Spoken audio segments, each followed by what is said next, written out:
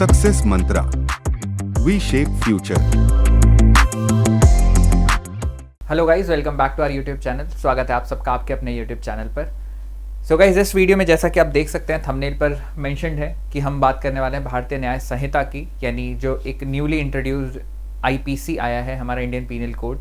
अब Indian penal code बहुत पुराना कानून था, ब्रिटिश राज में आया था। इट्स बिन अराउंड 163 ईयर्स, 163 साल पहले ये कानून आया। एंड गवर्नमेंट को बहुत टाइम से ये लग रहा था कि आईपीसी के कुछ क्लॉजेज ऐसे हैं जो रिडेंडेंट हैं, जिसका आज के टाइम पे कोई वैलिडेशन नहीं है, तो उन सब लॉज को हटाया जाए और उसकी जगह पर कुछ नए लॉज इंट्रोड्यूस किए जाएं, मॉडिफिकेशंस हो। उसी के साथ आईपीसी को रिप्लेस करने के लिए आ गया है भारतीय न्याय संहिता। अब हम ये सेकेंड इससे देख रहे हैं क्योंकि ऑलरेडी पार्लियामेंट में इसको एक बार इंट्रोड्यूस किया गया था, बट ये कमेटी ने पास नहीं किया और ये दोबारा से री इंट्रोड्यूस हो गया है।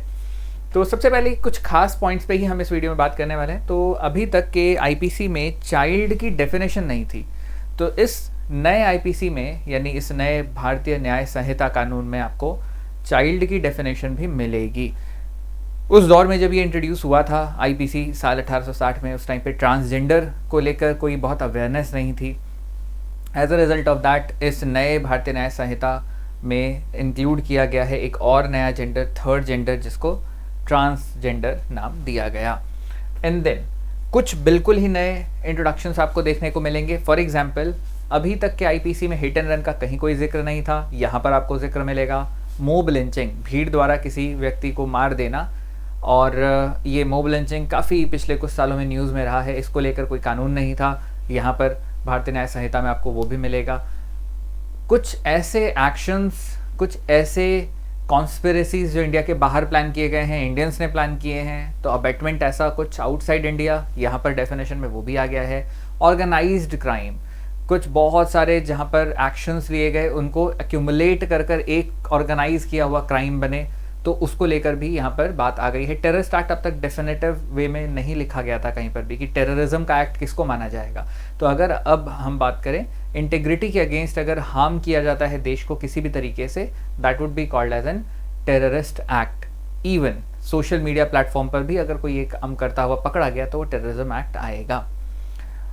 फॉल्स एंड फेक न्यूज़ के अगेंस्ट भी गवर्नमेंट अब लॉ बना चुकी है, और अगर कोई फेक न्यूज़ फैलाता हुआ पकड़ा जाता है सोशल मीडिया पर या किसी भी और प्लेटफॉर्म्स पर, तो उसके अगेंस्ट भी एक्शंस लिए जाएंगे। ओवर एंड अबव जिस क्लॉज को हटा दिया गया है वो है अटेम्प्ट टू सुसाइड। अगर कोई पर्सन सुसाइड का अटेम्प्ट करता है तो अभी तक इट वाज एन ऑफेंस, अब ये ऑफेंस नहीं रहेगा।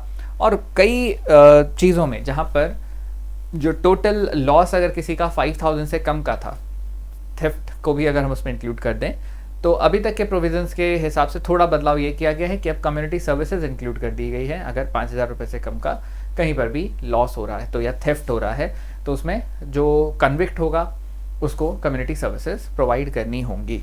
इस तरीके से कुछ बड़े चेंजेस अगर हम बोलें तो अराउंड 22 to 23 बड़े चेंजेस हैं। Then there around 70 to 80 minor changes, कुछ नए डेफिनेशंस ऐड हुए हैं, और कुछ डेफिनेटिव जो कुछ डिफाइंस डेफिनेशन अब तक थी उसको रीडिफाइन किया गया है उसमें कुछ चेंजेस करने के साथ। तो होपफुली ये बिल बहुत जल्द पास होने वाला है लोकसभा से, राज्यसभा से, और फिर राष्ट्रपति जी इस पर असेंट अपना देंगे और ये बिल एक एक्ट में बदला जाएगा। तो नए वीडियो में फिर हम मिलेंगे कुछ नए तर्क के साथ, कुछ एक नए फैक्ट्स के साथ। मिलते हैं फिर बहुत जल्द। Till then take great care of your health. Bye bye and thank you so much.